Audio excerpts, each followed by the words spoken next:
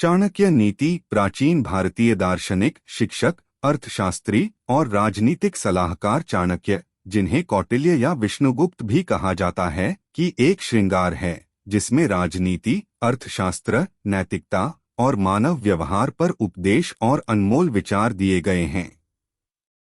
यह एक शास्त्रीय पाठ है जो राजनीतिक नीति, शासन, राजनीतिक रणनीति और व्यक्तिगत आचरण पर प्रकारित है। चाणक्य नीति में कुछ मुख्य सिद्धांत हैं। एक, नेतृत्व और शासन। चाणक्य एक मजबूत और क्षमतापूर्ण नेता की महत्वता पर जोर देते हैं, जो राज्य की कल्याण और समृद्धि के लिए आवश्यक होता है। वे नेताओं में बुद्धिमत्ता, ईमानदारी, साहस और निर्णय क्षमता के गुणों का प्रमुखांक रखते हैं। 2, कूटनीति और रणनीति। पाठ में दोस्तों और दुश्मनों के साथ निपटने के लिए रणनीति का महत्व है, जो राज्य के अंदर और बाहर दोनों होते हैं। चाणक्य चातुर्यपूर्ण निर्देशन और रणनीति की योजना के लिए अविचल नीति का समर्थन करते हैं, ताकि शक्ति और सुरक्षा बनाए रखा जा सके।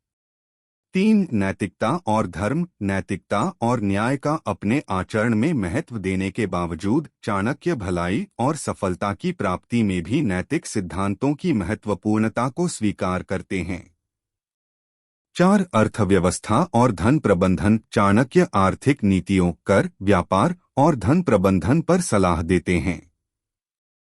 वह राष्ट्रीय और सामाजिक कल्याण के लिए एक स्थिर और समृद्ध अर्थव्यवस्था की आवश्यकता को मानते हैं।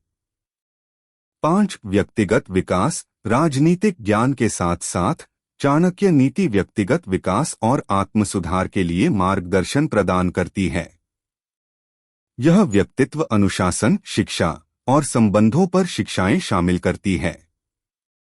6, वास्तविकता और व्यावहारिकता। चाणक्य की शिक्षाएं जीवन और राजनीति में एक वास्तविक और व्यावहारिक दृष्टिकोण की चिह्नित करती हैं।